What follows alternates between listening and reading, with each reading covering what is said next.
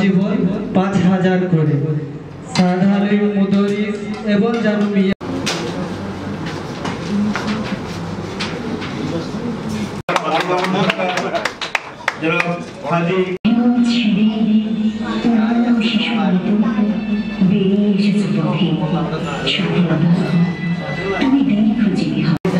সংক্ষিপ্ত বক্তব্য রাখার জন্য অনুরোধ করছি। শুধু বিভিন্ন সংগঠনের নেতৃবৃন্দ। 71 সালে আমার জন্ম হয়েছে, 71 সালে আমি মায়ের কোলে শিশু ছিলাম, কিন্তু 71 সফল তুমি পতাকা শোভিত স্লোগান মুখর ঝাঁঝালো স্বাধীনতা তুমি অদিনা দুপুরে মধ্যমুখরে গ্রাম্য মেয়ের ওবাদ ছাড়া তোমাকে পাওয়ার জন্য হে স্বাধীনতা তোমাকে পাওয়ার জন্য আর কতকাল ভাসতে হবে রক্ত গঙ্গায় আর কতকাল দেখতে হবে খান্ডব দাহন পৃথিবীর এক প্রান্ত থেকে অন্য প্রান্তে জ্বলন্ত ঘোষণা ধ্বনি প্রতিধ্বনি তুলে নতুন নিশানা উড়িয়ে দামামা বাজিয়ে দিক বিদিক এই বাংলায় তোমাকে আসতে হবে। অভিনন্দন জানাচ্ছি। 71 টিভি আজকে মুক্তিযোদ্ধার নতুন প্রজন্মের কাছে উপস্থাপন করা একটি প্রতিযোগিতা। আসলে অনেক সময় অনেক বক্তব্য রাখি, আজকে কিন্তু ভিন্ন ধর্মী একটি আমার উত্তর থেকে সশ্রদ্ধ সালাম জানাই। কারণ বাংলাদেশ সেই 71 ক্লাবে যিনি ইলেকট্রনিক মিডিয়া পবিত্র ঈদের শুভেচ্ছা, ঈদ মোবারক। সবাইয়ের এই দর্শক ক্লাবে সদস্য সচিব রহমান সাহেব মঞ্চের সামনের সারি থেকে শুরু করে আদরিনী কন্যা আমাকে স্পর্শ করে কার বা ক্ষমতা, তারপর কেমন করে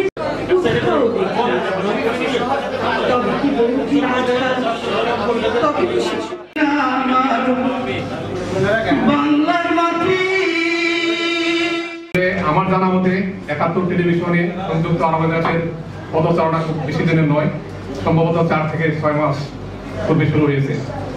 কিন্তু একটা কথা আছে ইংরেজিতে যে মর্নিং শোজ দ্য ডে, মানে দিনটি কেমন যাবে সকাল থেকে কিন্তু বোঝা যায়। এই 4 অথবা 6 মাস অথবা 8 মাস যেটাই হোক না কেন, এই সংক্ষিপ্ত পরিসরে সংযুক্ত আরব আমিরাতে 71 টিভি কিন্তু তার সাংবাদিকতার যে অনন্য বৈশিষ্ট্য, যে মৌলিক নীতিমালা, গণমানুষের কাছাকাছি থেকে সত্য ও সুন্দর ভাবে সংবাদ পরিবেশনা, বাংলাদেশের মানুষের সুখ দুঃখকে তুলে ধরার মাধ্যমে আমার মনে হয় দর্শকদের হৃদয়ে একটি বিশেষ আসন গ্রহণ করেছে। এই জন্য আমি সংযুক্ত আরব আমিরাতে যিনি বাংলাদেশ 71 টেলিভিশনের পক্ষ থেকে যিনি কাজ করছেন লুৎফর রহমান সহ তার টিমকে আমি আবার অভিনন্দন এবং ধন্যবাদ জানাচ্ছি। আমরা সরকারি কর্মকর্তা, আপনাদের মতো আমরা রাজনীতি বক্তব্য দিতে পারি না, সেটা আমাদের জন্য সমীচীন নয়। 71 টিভি শুরু থেকে আমরা দেখেছি যে বাংলাদেশের যে অহংকার, বাংলাদেশের যে স্বাধীনতা যুদ্ধের যে বছর 1971-কে নাম ধারণ করে এই টিভির প্রতিষ্ঠা, আমার মনে হয় 71 টিভি তার নামের প্রতি সুবিচার করতে সক্ষম হয়েছে এই 5 বছরে। মুক্তিযুদ্ধের চেতনাকে ধারণ করে আমাদের যে নবীন প্রজন্মের মধ্যে মুক্তিযুদ্ধের চেতনা, স্বাধীনতার সঠিক ইতিহাস সকলের মাধ্যমে পৌঁছে দেওয়ার মাধ্যমে তারা তাদের অর্জিত দায়িত্ব পালন করে যাচ্ছে।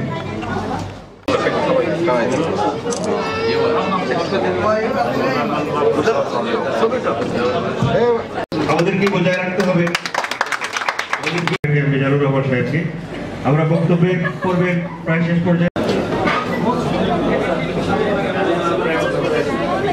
বাঙালি জাতির আত্মপরিচয়, 71 মানে নতুন করে জাগ্রত হওয়া, 71 মানে বাংলাদেশের স্বাধীনতা, ৭১ মানে বঙ্গবন্ধু, ৭১ মানে লাল সবুজের পতাকা, ৭১ মানে বাঙালি জাতির আগামীর ভবিষ্যৎ। সুতরাং ৭১কে আপনি যেভাবে বিশ্লেষণ করেন কোনোদিন সেটা ৭১ শেষ হবে না।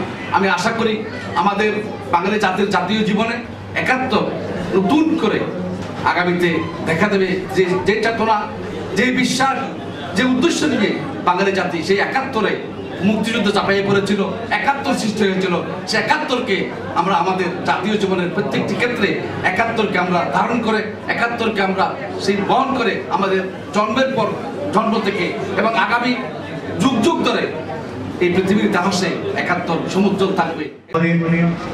এই অনুষ্ঠানকে সার্বিক সুন্দর এবং খুব সুন্দর দৃষ্টিতে থাকবে। এখানে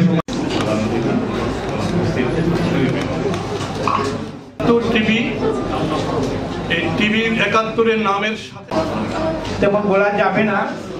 আমি শুরুতেই জানাই ৭১ টিভিকে আজকের যে আয়োজনকে আমি ধন্যবাদ জানাই। ৭১ টিভির মাধ্যমে আপনাদের সামনে বিশেষ করে আসলে অন্যরকম বলছি এই জন্য যে এখানে ৭১ বলতে সভাপতি, বিশিষ্ট কমিউনিটি নেতা আমার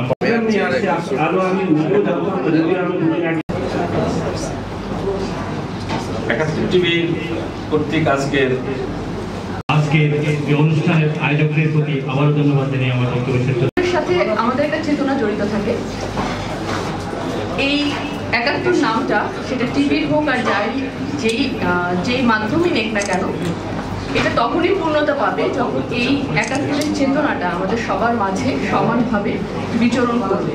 ৭১ মানে যেমন আমাদের মুক্তিযুদ্ধ, ৭১ মানে তেমনি আমাদের স্বাধীনতা, আর ৭১ মানে কিন্তু শেখ মুজিবুর রহমান, যার নাম বঙ্গবন্ধু।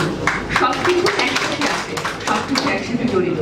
এখানে নতুন প্রজন্মে যারা আছো তোমরা এই চেতনাকে ধারণ করবা, এবং আজকে যে মুক্তিযোদ্ধাদেরকে সম্মান দেওয়া হচ্ছে সেজন্য ৭১কে অসংখ্য এবং অসংখ্য ধন্যবাদ। না হতো হয়তো বা এই সবুজ ধরে লাল সবুজের পতাকা হাতে আমরা এই দুবাইতে স্বাগত বক্তব্য শুনবো। মানে এখানে যখন প্রবাসী কল্যাণ মন্ত্রী আসেন, একমাত্র তেনার যে সাক্ষাৎকারটি এক্সক্লুসিভ সাক্ষাৎকার ছিল, ভিসা নিয়ে কি কথা হইলো কি না হলো, টোটাল সেই কথাটি আমরাই তুলে ধরি। এবং আপনারা জানেন সম্প্রতিকালে বাংলাদেশের একটি কিশোর বালক কবি যখন বলেছিলেন, কিশোর বয়সে পক্ষ ধরে পক্ষ-পতন করে বাঙালির ছেলে ফিরে এলো ঘরে জোশের মুকুট পরে। সেই বাঙালির ছেলে জোশের মুকুট পরে ঘর ফিরেছি দুবাই থেকে। সেই তারিখগুলোর নিউজের মাত্র আমরাই কভার করি। মানে আপনারা জানেন এখানে একজন বাঙালি মানসিক রোগী ছিল আব্দুল বাকি।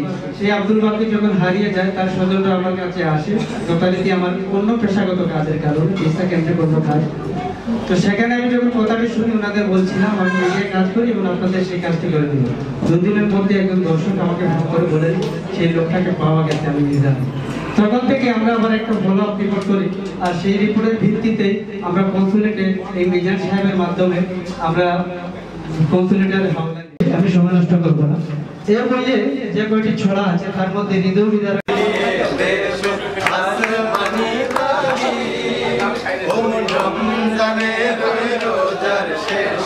ঠিক আছে, আমরা সবাই পারি। ধন্যবাদ।